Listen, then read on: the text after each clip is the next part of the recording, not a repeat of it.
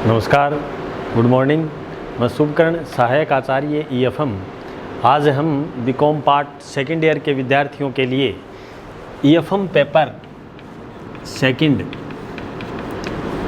Economic administration and financial management, आर्थिक प्रशासन एवं वित्तीय प्रबंध, यूनिट संख्या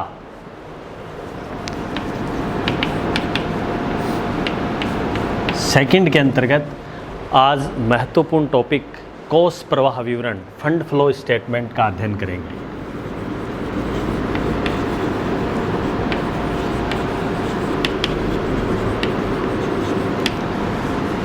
कोष प्रवाह विवरण।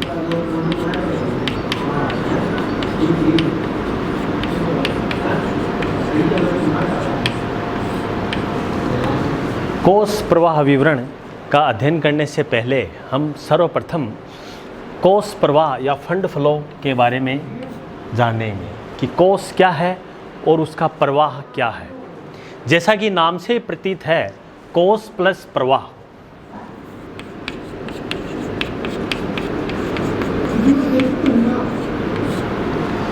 कोष का मतलब यहाँ पर फंड से है,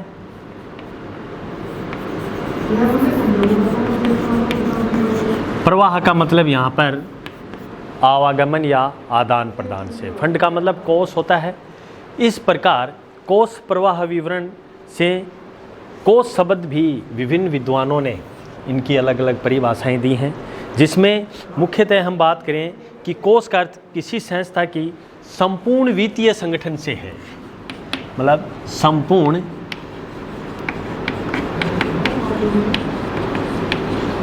वित्तीय संगठन। विभिन्न अर्थशास्त्री ये कहते हैं कि कोष का मतलब यहाँ पर संपूर्ण वित्तीय संगठन से होता है। प्रवाह का मतलब यहाँ पर आवागमन होता है, इनफ्लो और आउटफ्लो। अब हम बात करें कोष प्रवाह विवरण की कि कोष प्रवाह क्या चीज़ है। कोष प्रवाह में तात्पर्य मैंने जैसा आपको बताया, फंड जो धन है, जो रिजर्व है, उनका आवागमन होना।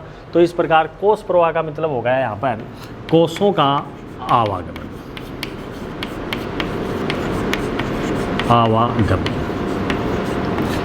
कोषों के आवागमन से हम जाने कि कोषों का आवागमन क्या है। कोषों के आवागमन से यहाँ पर फंड को यूज़ और उपयोग करने से है, उनका किस प्रकार से इनफ्लो हुआ और किस प्रकार से outflow. Inflow and outflow. Inflow का मतलब यहाँ पर आवागमन से है, आउटफ्लो का मतलब बहिर्गमन से है। इस प्रकार कोष प्रवाह का मीनिंग तो ये हुआ कि कोषों का आवागमन कौन से स्रोत से हुआ और कौन से स्रोत से कोषों का बहिर्गमन हुआ। तो ये तो बात हुई अपने कोष प्रवाह विवरण की। अब हम आगे बात करें कोष प्रवाह विवरण का क्या महत्व है, इसकी क्यों इम्पोर्टेंस पड़ी, वाकई में कोष प्रवाह विवरण अपने लिए उपयोगी है या नहीं। जब कोष प्रवाह विवरण हम बनाते हैं तो एक निश्चित समयावधि में हमें कार्यशील पूंजी में विभिन्न परिवर्तन देखने को मिलते हैं।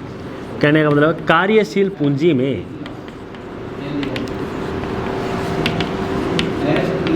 परिवर्तन होते हैं।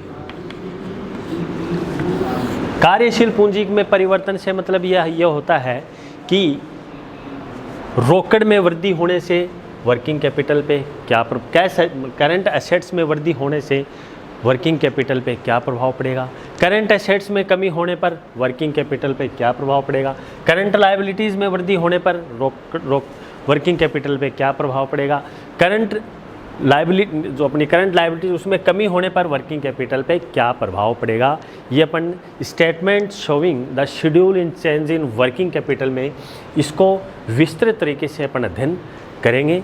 आज हम इसी चैप्टर के अंतर्गत फंड फ्लो स्टेटमेंट के अंतर्गत अध्ययन करेंगे कि कोष प्रवाह विवरण का महत्व है, importance of fund flow statement. कोष प्रवाह विवरण का महत्व।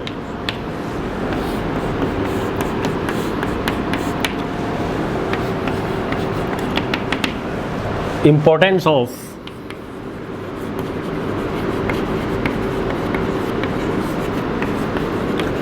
fund flow statement।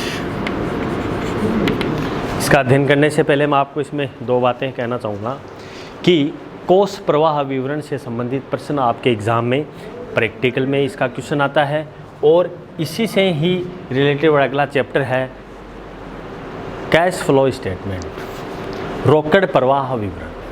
ये दोनों चैप्टर ऐसे हैं जो आपके यूनिट संख्या सेकंड के अंतर्गत बहुत ही इंपॉर्टेंट टॉपिक हैं। इसमें प्रैक्टिकल क्वेश्चन दोनों में एक प्रश्न आता ही आता है, तो आपको इनको अच्छे से अध्ययन करना है।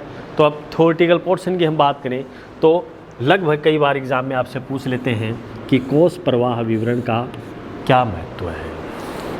जैसा कि हम कोष प्रवाह विवरण बनाते हैं तो हमें विभिन्न प्रकार के तथ्यों को ध्यान में रखा जाता है, जिसमें पहला इम्पोर्टेंट महत्व प्रबंधक के लिए होता है।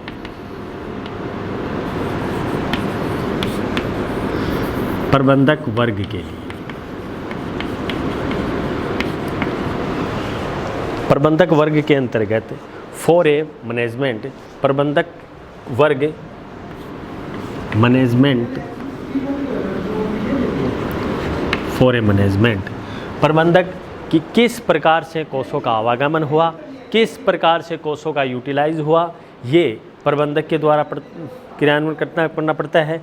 कि वर्किंग कैपिटल कार्यशील पूंजी का विश्लेषण किस प्रकार से हुआ, उसका नियोजन किस प्रकार से हुआ, अर्जनों का नियोजन किस प्रकार, डिविडेंड किस प्रकार से देना है, और इस प्रकार तुलनात्मक अध्ययन प्रबंधक के द्वारा किया जाता है। दूसरे इंपॉर्टेंस की हम बात करें अंशधारियों के लिए, शेयर होल्डरों के लिए, अंशधारियों के लिए, shareholder as a shareholder, for shareholder के लिए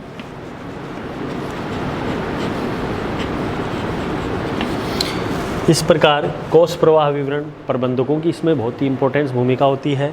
शेयरधारियों के लिए, शेयर होल्डर वो होते हैं जो किसी कंपनी के शेयर अधिग्रहण रखते हैं, उनको खरीदते हैं और बेचते हैं। जब वो शेयरों को खरीदते बेचते हैं तो पूंजी का क्या होता है, आवागमन होता है। जब पूंजी का आवागमन होता है तो इसमें सोर्स जो फंड है वो प्रभावित होता है। फंड जब प्रभावित होता है तो अपने कोष का प्रवाह होता है। तो इसलिए अंशधारियों की महत्वपूर्ण भूमिका होती है। बिना अंशधारियों के कोष का प्रवाह नहीं होता है। तो हमें शेयर होल्डर फंड्स को ध्यान में रख के विभिन्न प्रकार की एक्टिविटीज़ का ध्यान में रख कर के कोषों का प्रवाह किया जाता है। इस प्रकार प्रबंध वर्ग के लिए और शेयर होल्डर वर्ग के लिए मुख्य रूप से कोषों का एक महत्वपूर्ण भूमिका होती है। आगे तीसरे पॉइंट्स की हम बात करें ऋणदाताओं के लिए।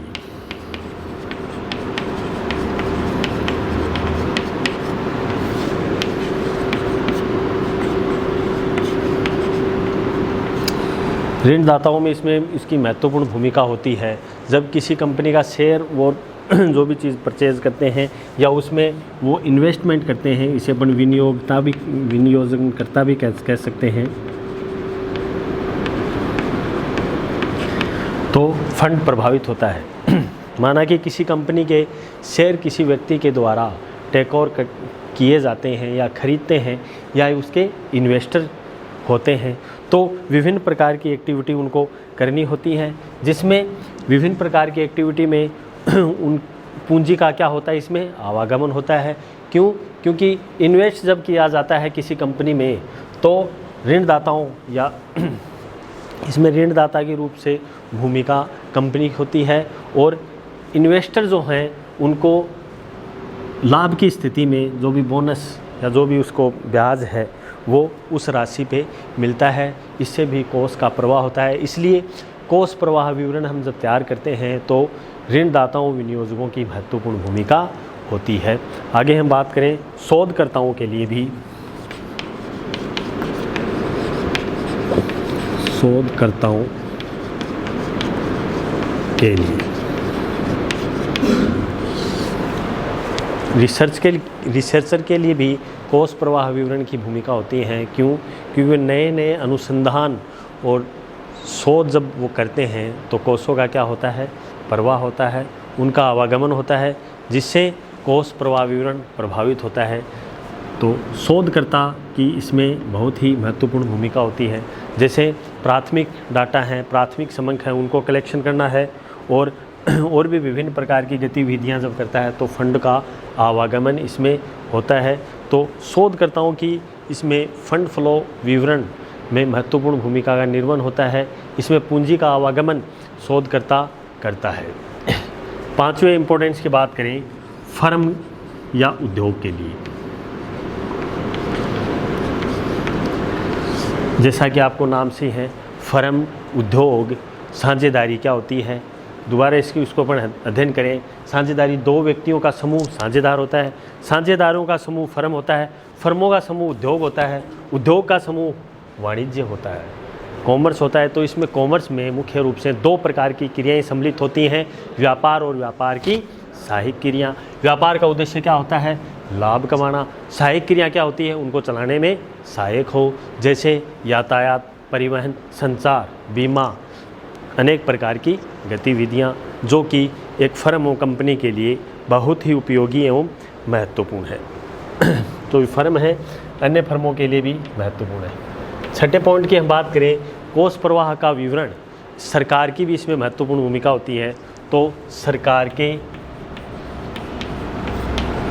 लिए, फॉर गवर्नमेंट,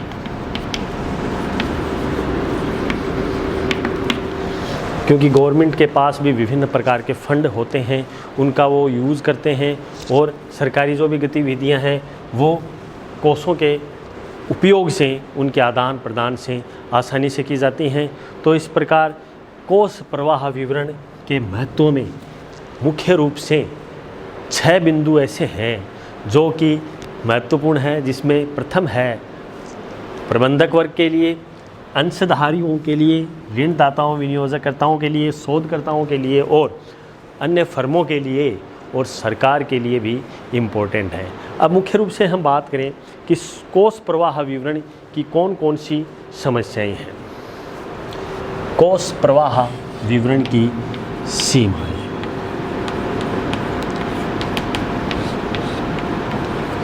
कोष प्रवाह विवरण की सीमाओं में प्रथम बात करें कि ये भूतकाल से संबंधित होता है।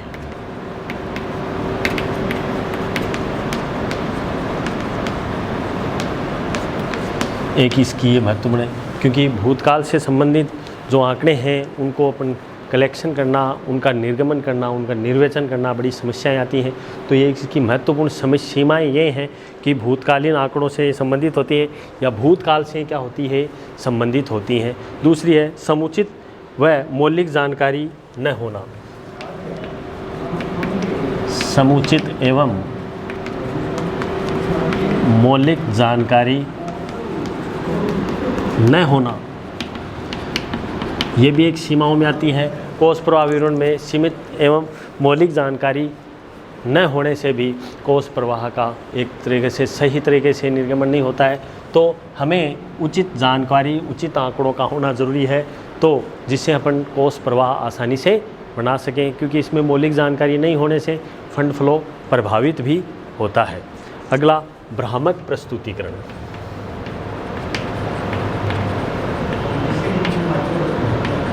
भ्रामक प्रस्तुतिकरण का मतलब है जब इसको प्रेजेंटेशन जब हम करते हैं, जब फंड फ्लो स्टेटमेंट जब बनाते हैं, पहले तो इसमें क्या करते हैं हम, schedule statement showing the schedule in working capital के तहत करंट एसेट्स और करंट लायबिलिटीज़ में होने वाली परिवर्तनों से वर्किंग कैपिटल पे क्या प्रभाव पड़ेगा, ये अपन कल्पना करते हैं, जो कि ये भ्रामक स्थिति है।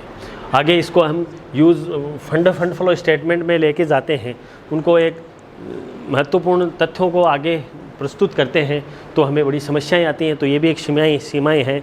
अगला वर्किंग कैपिटल, कार्यशील पूंजी के विभिन्न मदों को अलग अलग विश्लेषण करने में असमर्थ। जो भी वर्किंग कैपिटल है, उनकी जो भी मदें हैं, उनको अलग अलग जब हम करते हैं, उनको जब प्रस्तुत करते हैं, उनमें बड़े समस्याएं आती है, असमर्थता पैदा करती है। तो ये भी एक सीमाओं में महत्वपूर्ण भूमिका का निर्वहन करते हैं। इस प्रकार फंड फ्लो स्टेटमेंट मुख्यतया कोष प्रवाह विवरण के महत्व और इन सीमाओं के साथ ही ये अपने थ्योरेटिकल प्रश्न में कई बार पूछते हैं। और भी प्रश्न आता है इसमें कई बार कि कोष प्रवाह विवरण और वित्तीय विवरण में क्या अंतर है, कोष प्रवाह विवरण और रोकड़ प्रवाह विवरण में क्या अंतर है। अगले वीडियो में हम, जो कि आपके लिए इम्पोर्टेंट होगा, कि हम किस प्रकार से कोष प्रवाह विवरण तैयार करते हैं, जिसमें कोष प्रवाह विवरण की शेड्यूल के बारे में हम पढ़ेंगे कि वर्किंग कैपिटल शेड्यूल किस प्रकार से अपन बनाते हैं, कार्यशील पूंजी की शेड्यूल किस प्रकार से हम तैयार करते हैं। बहुत ही बहुत धन्यवाद। Thank you very much.